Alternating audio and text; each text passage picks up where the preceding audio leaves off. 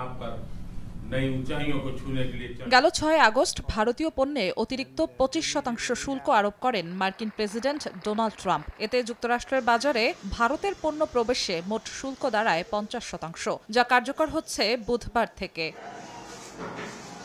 BBC বলছে, নতুন শুল্ক হার কার্যকর হওয়ায় ভারত থেকে আমদানি করা শার্ট $১০ পরিবর্তে $১৬ বিক্রি করতে হবে মার্কিন প্রতিষ্ঠানগুলোকে। এ অবস্থায় ভারতীয় প্রতিষ্ঠানের অর্ডার বাতিল করে চীন, বাংলাদেশ, ভিয়েতনাম থেকে পোশাক নিচ্ছে মার্কিন ব্র্যান্ডগুলো। অর্ডার না থাকায় কাজ হারাচ্ছেন বহু শ্রমিক।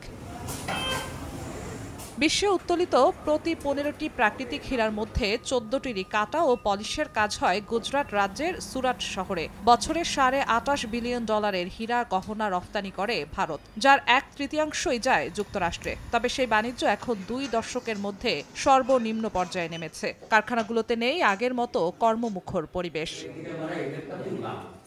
চাপে পড়েছে ভারতের চামড়ার জুতা শিল্প। দেশটির আগ্রা শহরে হাজার হাজার মানুষ জুতা তৈরিতে কাজ করেন, সেখানেও বাড়ছে উদ্বেগ। হুমকির মুখে চিংড়ি রফতানিও। দাম পড়ে যাওয়ায় উৎপাদন কমিয়েছে হ্যাচারিগুলো। নেতিবাচক প্রভাব পড়ছে প্রায় ৩০ লাখ মানুষের জীবন জীবিকায়। এদিকে ট্রাম্পের এই শুল্ক আরোপকে ভারতের অর্থনীতির জন্য বড় হুমকি হিসেবেই দেখছেন বিশেষজ্ঞরা। জিনাতারা জশোয়া, সময় সংবাদ।